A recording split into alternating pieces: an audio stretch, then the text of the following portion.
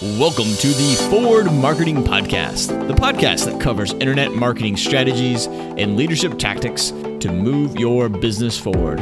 With your host, Joshua Jarvis. Hey, and welcome back to Forward Marketing Podcast. I am your host, Joshua Jarvis, and that's for rdmarketing.com. If you're just joining us, you might have missed out on what was a nice kind of appetizer for our SEO for Agents course that we're launching in January. But it was a few weeks of just great SEO content. It was a lot of fun to do. Everything from SEO 101, sort of the basic on-page things that you would do. And then we covered some in-depth link building, and then followed it up with some frequently asked questions. And that was a lot of fun, that last episode, the frequently asked questions. You guys sent in some really good ones. Got to talk a little bit about Black Hat and just some other really good stuff that I think you'll like. But today we're going to talk about the future-proof marketing strategy for 2018. If you have not been planning your 2018 business plan, if you've not gotten done that, you need to make that a priority. The worst time to do that would be in January when it's 2018. The best time to do that would be, of course, sometime, we used to do around October. But really, the first part of the last quarter of the year is a great time for business planning. But you guys are getting a little preview of my talk. When this thing goes live, the day that it goes live, I'll actually be giving a very similar talk to today's podcast about the future-proof marketing strategy. Now, I'll be giving this to real estate agents, but hopefully this will be applicable to you and your business, because ultimately, this strategy really has nothing to do with real estate and everything to do with your mindset. But if you're able to grab hold of it, and we're going to get into some pretty specific things about what you can do, then you can pretty much do it no matter whether you're an e-commerce business or a service-based business like real estate or financial planners or insurance agents. It doesn't really matter. Anyway, so this is a future-proof marketing strategy. One of the first things I like to start off with in this particular talk is it's kind of a quote, because if you aren't leading your life, you're following someone else's. And so this is the whole point of this whole thing, is that I think a lot of business owners and entrepreneurs, I know I did this, can get overwhelmed with the amount of noise that's in our market. As a real estate agent, you get bombarded with messages about selling on Facebook, selling on pay-per-click, SEO, and like I said, specific to real estate, postcards, farming, door knocking, cold calling. Everybody's got a coaching program. Everybody's got a training program. And it's just really one of those things where they want to get into our pockets, but all these great different techniques. And so how do you make sense of it all? And that's kind of what we're going to talk about today, is kind of a way to create a lens that's going to give you some clarity. But if you're just kind of listening to every voice that comes up, then you're going to be all over the place. Gary Keller calls it a Spider-Man, which I thought originally was really cool. But then the idea is that he's basically this person is sending their webs all over the place, and so essentially they can't move because they've got their webs in too many different things. And so that's really the concept I want to grab hold of. But before we get into the strategy, obviously, if I'm talking and we're talking about a future-proof marketing strategy, it's going to involve some technology. So there's a bunch of strategies that you could use. I want to talk a little bit about our technology strategy. And so just a little brief history.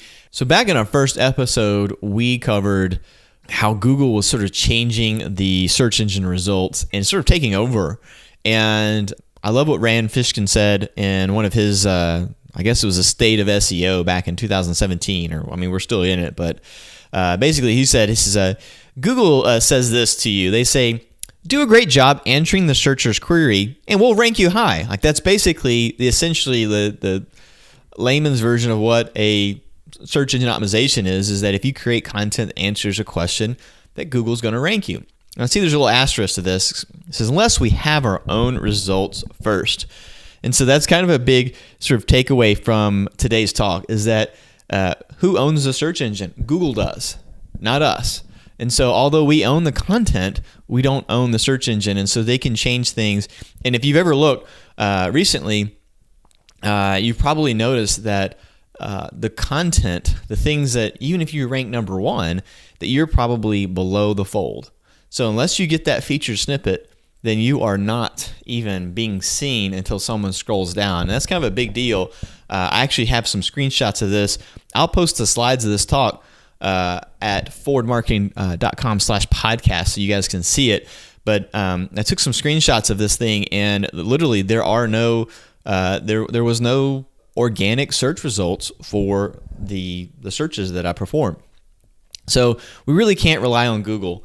What about the second leading search engine in the world? YouTube. So if YouTube were a country, it'd be the largest in the world after China and India, and it is just growing. It's growing exponentially. And you guys have heard all of this. This is nothing new. The fact that I'm talking about YouTube probably made your eyes roll a little bit. But it all goes into our strategy, because we're going to have to leverage Google and we're going to have to leverage YouTube if we want to get our message out there. And so it's very important that you kind of pay attention, because if you're not on YouTube already, then you're kind of missing out. And so they did a study a while back. I got this off of eMarketer.com. And in 2015, so we're already in 2018, guys. The average adult spent over 3 hours on some sort of social media or digital video.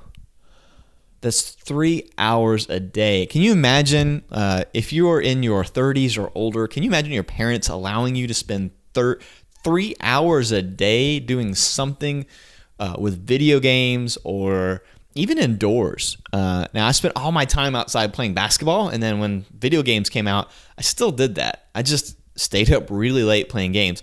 But I can't imagine ever letting my children spend 3 hours a day. And yet this is what our world has become, because we have cell phones, and I know I'm guilty of it as well. And so you've got to understand that these times are changing, to sound like a little bit like an older person, but the times are changing, and so your business has to change with it. In fact, I used to think that Facebook was really for old people, but even in 2017, they continue to grow with month over month active users. In fact, in 2017, they crossed the 2 billion users mark. So even though I may have some personal feelings about Facebook, I may think that Facebook's going to ultimately sort of fade away and something new will take its place, it's still right now one of the places that you need to consider to be for your business. And so I've talked about all these different things. And so what I want to ask you to do right now is just sort of breathe, because that is really the kind of noise that's going on in our world today, is that you've got all these different things. What should you do? Should you sign up for these different programs? Should you pay-per-click? Should you create your content? Should you be blogging? What should you do to generate business? In fact, that's the number one request that I got from my podcast was, how do I generate leads, Josh? I don't care about how to rank. And I'm thinking, well, the ranking is one part of which is going to help you generate leads. And so that's going to be the focus for 2018 for me, is that this podcast is all going to be about generating leads for you. But the big key for you to do is just to breathe, take a breath, and just understand that that ultimately the only thing that you can control is going to be your content. Now, there's a pretty famous saying out there. You probably heard it. Content is king. Did you know that Bill Gates said that? I was kind of surprised when I looked at the source of that. But there's a new saying, and anybody that's a Gary Vaynerchuk fan is going to kind of love this podcast today. He's one of my favorite people to follow, but he says context is God. So if content is king, context is God. And so it's kind of important for you to grab a hold of that, is that basically the only thing that you can control is the things that you create. And so you can create not just the content, but the conversation around the content. There's another great book that if you haven't read it, you need to add it to your 2018 reading list, and it starts with why. And in that, Simon Sinek has this wonderful golden circle, and it starts with why, works its way out from how and what. And if you understand why you're doing things, and not just sort of like, oh, I need to pay the bills, but if you understand why you're doing things, then you can move forward and sort of, and like I said, it starts to create a lens for you through everything else. In fact, if you don't get the why part of this, but you still go through the exercise and you try and try and try to refine to what is it that's really motivating you to do what you do for your clients or your customers, then at the very, very least, you'll be able to create content that's sort of future-proof. But if you do grab a hold of this, it creates a lens that can change everything from not just how you do your business with your customers, not just the products that you create, but it can create a lens that can actually change the way you hire people, the way that your culture works, and it can actually help you create a great company. That's why everyone loves that book, is because the people who have gotten it, the people who have really, really gotten it, have sort of exploded. So one of the ways to come up with your why is just sort of ask that question, what do you do? So, what do I do? Well, I used to answer this question, I sell real estate. That is like the boringest answer ever, right? You go to a party and they say, what do you do? I sell real estate. Yeah, people want to talk about real estate. And someone gave me a softball. And what did I do? I bunted and barely made it to first, right? With a topic that everyone loves to talk about. Everyone loves to talk about real estate. And yet, what does most people say? So how do we get to our why? So why do you do what you do, right? So if you're not in real estate, you could still ask these questions. So why do you do what you do? It could be to help families. It could be that you want to be excellent in your field. You want to serve others. You want to make money. There could be a driving factor in making money. In fact, there's a great values exercise that just really opened my eyes to that John Maxwell came up with. And you get these, you get this deck of cards, and on those cards has a bunch of values, and it has everything from like integrity to family to God to faith to money to time, quality time. It has all these different things. And so what your job is to do is to narrow that down to a small list. And on one occasion while we were there, someone narrowed it down to money. And everyone at the table was kind of like, dude, really? Are you that like greedy? Are you that, so shallow and self-absorbed that you only care about money? That's your only value? And so we gave the guy the opportunity to respond. And he says, what money means to me is that it gives me the ability to spend time with my daughter. It allows me the freedom to be able to say yes when she wants to have ice cream, or yes to that vacation that we want to take as a family. If without money, I can't do any of those things. And the light bulb went off, and everyone in the room was like, yeah, that's what this is about. So even though he associated his why with money, it was really more like, family time, right? But how is he going to get family time unless he has some money? So some other ones, one great rule of thumb when you're coming up with a why is I love or I believe. So I love people, I love houses, I love coordinating, I love analysis, I love negotiating, or I believe in real estate. I believe in investing, I believe in people, I believe in helping, I believe in the American dream. One of the things I believe is that businesses have the opportunity to change the world. And that's really, really like my heart's passion is if I can help your business grow and go from just success to significance, then that's really what I feel like my life's purpose is. And so that's what this podcast is supposed to be all about. All right. So what did I end up with after I went through this exercise? So I'm in real estate. I help families move forward. So what do I do? That was our slogan, moving families forward. So that's exactly what we did. And so it sort of came from this birth of when we were helping people do short sales and sort of avoid foreclosures. But then it went into what did we do? And it changed the way what we bought for our closing gift. It changed the way we approached our clients. We treated our clients as if we were stewarding their family as opposed to just doing a transaction. It changed everything that we did. And it helped me explain to people when they said, what do you do? Oh, I help families move forward. And one of the most stressful things they can do, which is sell a house and move to another one.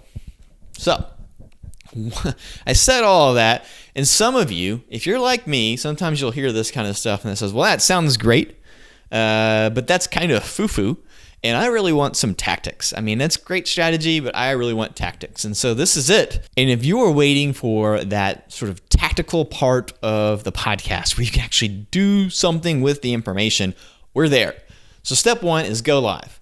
And yes, I'm talking about Facebook Live. I'm talking about Instagram. I'm talking about YouTube Live. Wherever you feel the most comfortable, you need to use live. What can happen is amazing. The statistics on live video right now with all of these social media platforms is pretty amazing. They are pushing your content up, and you are getting a ton more views than you ever would. It's kind of like the early days of your business page when you could actually email people and you got a lot of engagement.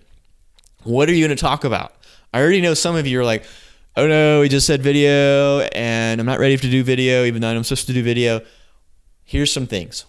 How about starting with your why? Why not open up your first Facebook Live conversation with why you got into the business that you got into? How about some recent success stories?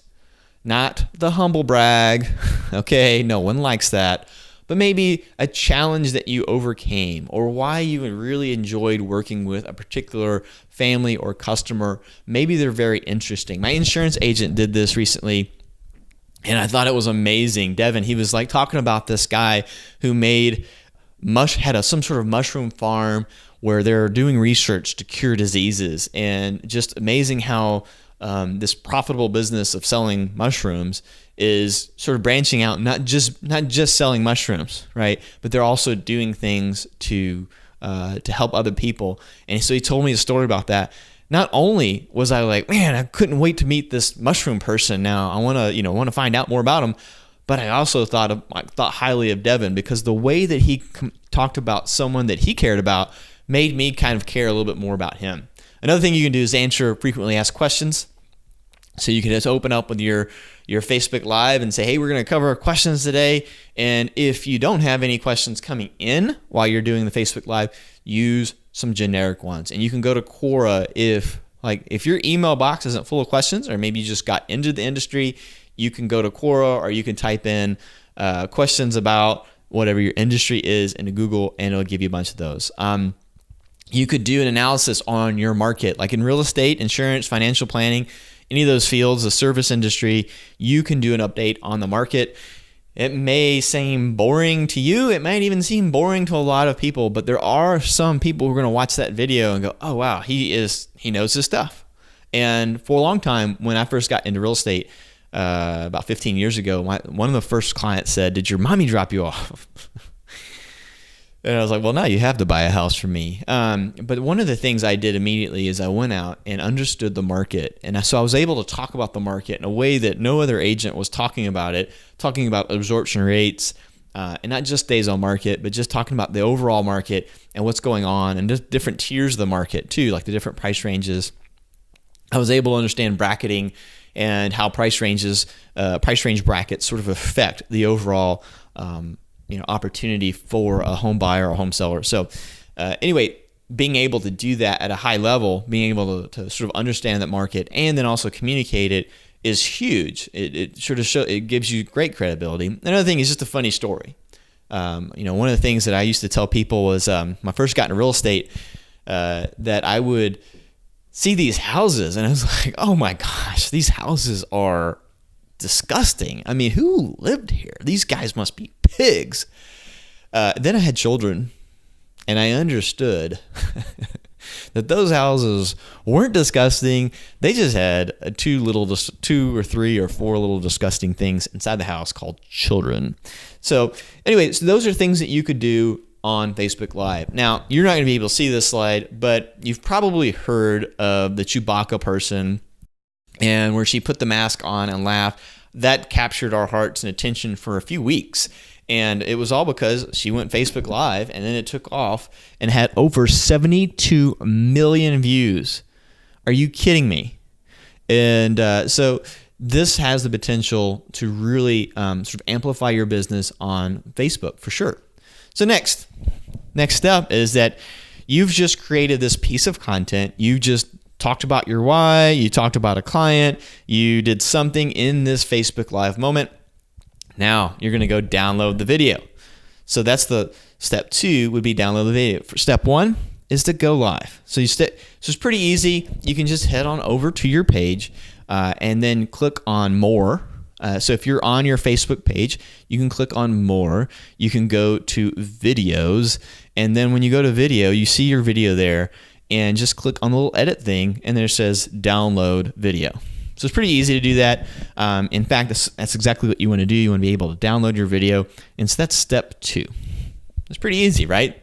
So you make a video, Facebook Live, get that huge push, and now you're going to download the video. What do you think my next step is? Post the video, right? So step 3 is post the video. So you're going to take this video and you're going to post it.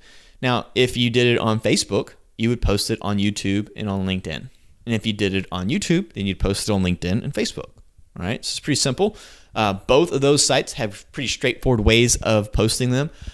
If you did a highly personal video, would I think that it's a great idea for you to post it on YouTube and LinkedIn? Yes. Specifically LinkedIn. There are a lot of videos on there where people are talking about their personal feelings and they get a ton of views.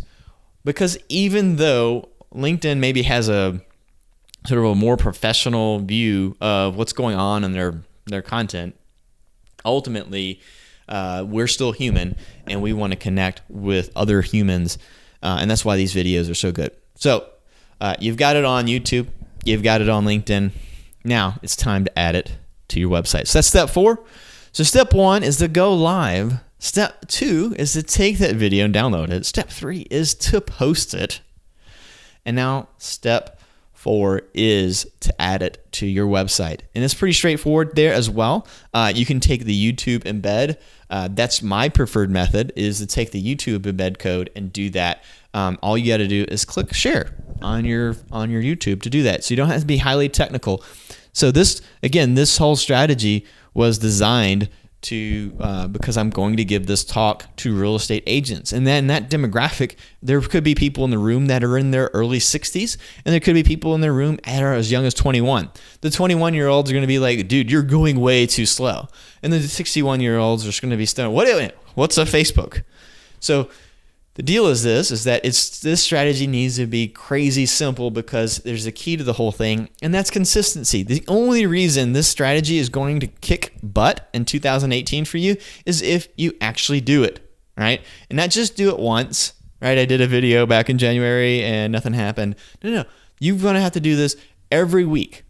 So every week, I would think that you'd want to do a real estate market update. You'd want to do a successful closing, successful client, a highlight, a frequently asked questions. You could make it up. You could do it more than that if you wanted. But this is a crazy simple strategy that you could just nail it, and there's nothing that can touch you, because it's your passion, it's your why, it's your content, and no matter what happens with Google wants to promote video.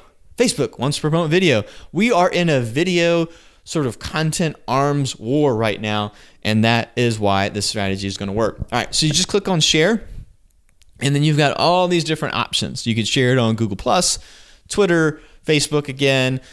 You could do it on Blogger. You could do it on Reddit. You could do it on Pinterest. You could do it on LinkedIn, and a bunch of other ones.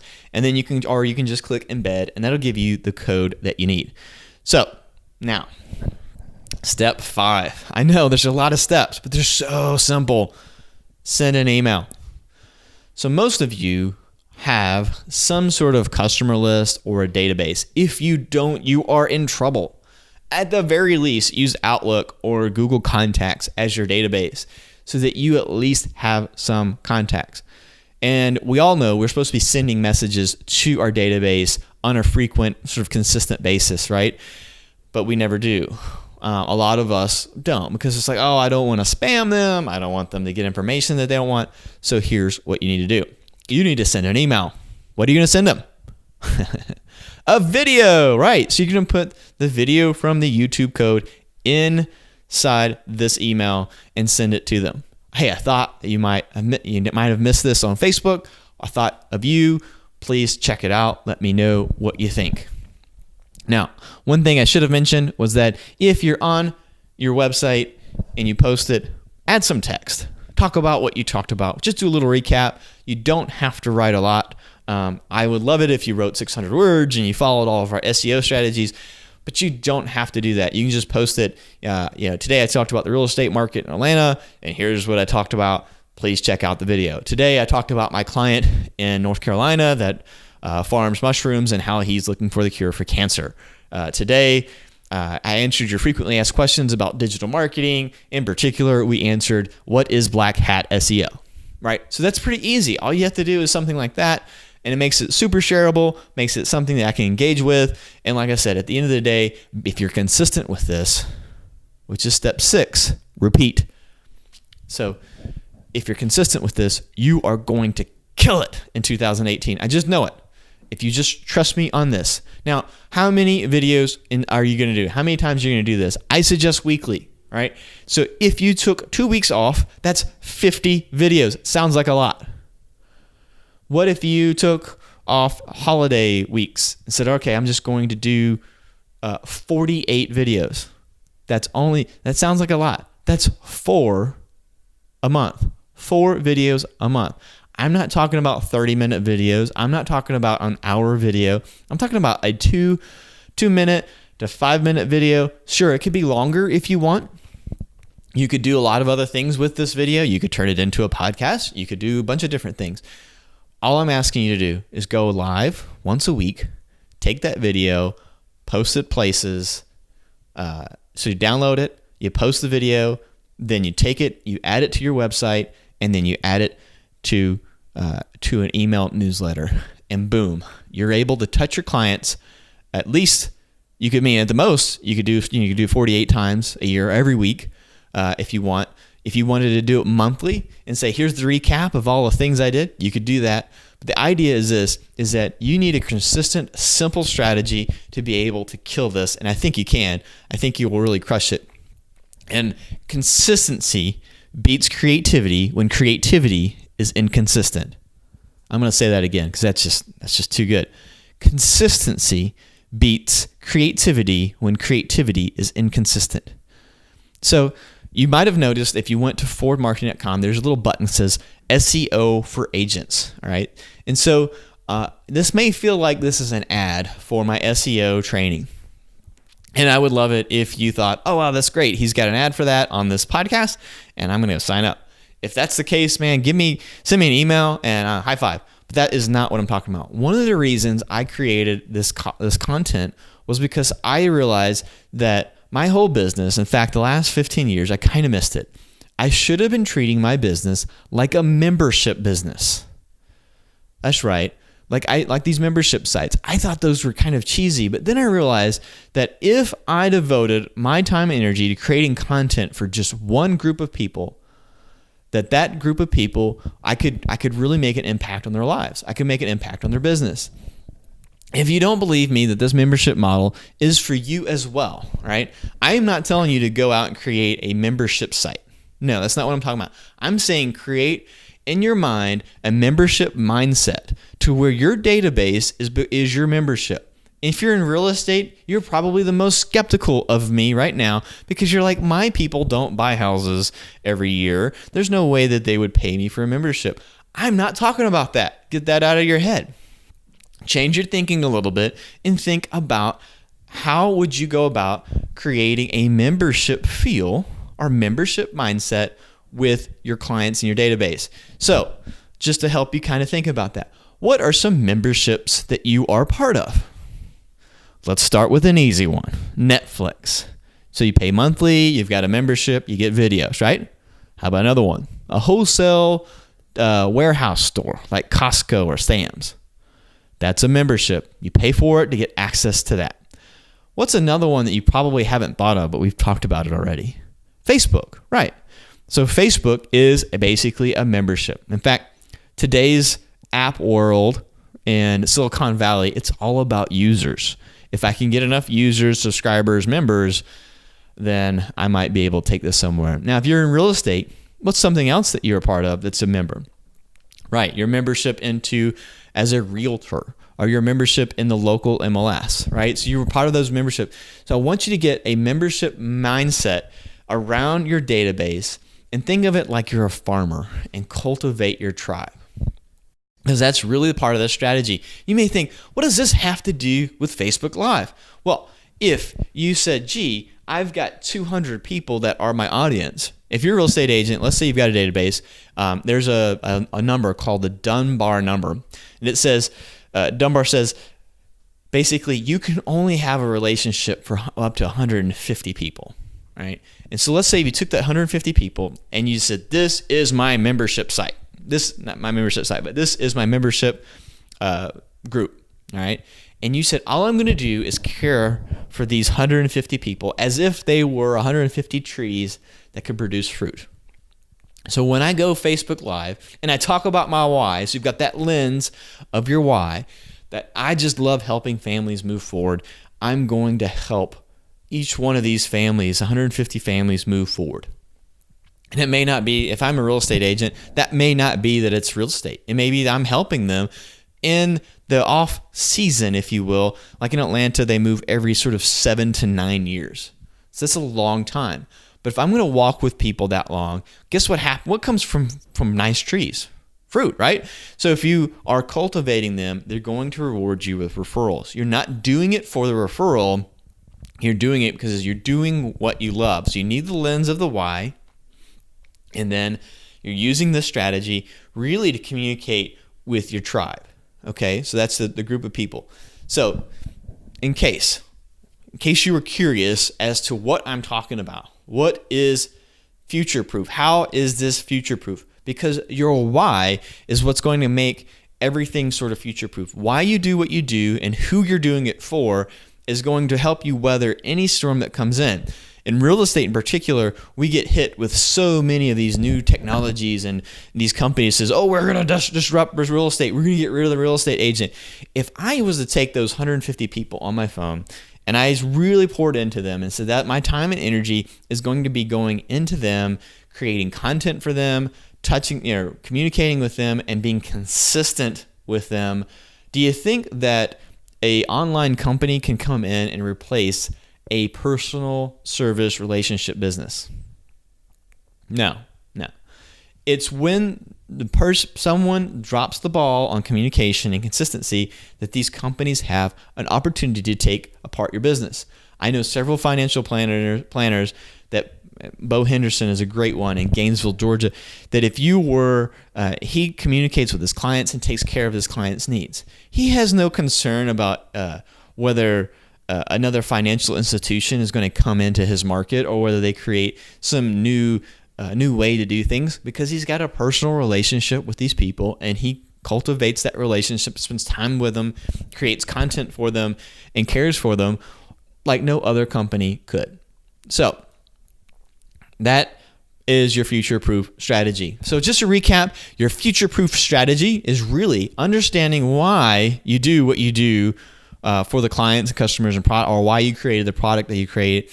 If you don't know, if you've never read Simon Sinek's book, if you've never seen the video, this is all going to be in the show notes. In fact, a freebie this week will be to download. You'll be able to download an executive summary of Starts With Why from Simon Sinek. So you'll be able to read sort of like the Cliff Notes back in the day.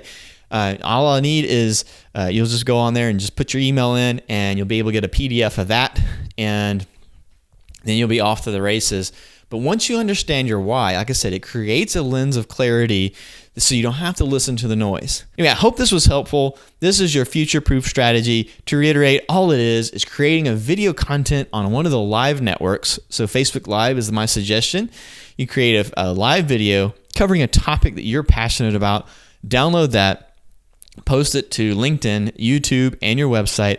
Send that out as kind of like a weekly newsletter for yourself, and you've already got a way ahead of your competition if you're doing this, because you're going to, just trust me, at the end of the year, if you did this consistently at the end of the year, you're going to have so much business, people calling you because you're connecting with them and they're able to connect with you through the videos. So hopefully this was helpful. Next week, we'll be getting into sort of Facebook marketing, how to generate leads on Facebook. You're going to have that. You're already going to have your resource because you're going to have a Facebook Live video, and we'll be getting into that. And like I said, all of 2018 has been outlined for you, and it's all about lead generation. How to lead generate with LinkedIn, how to lead generate with YouTube, how to lead generate with Facebook, how to lead generate with SEO, any of these things that are going to be lead generation specific.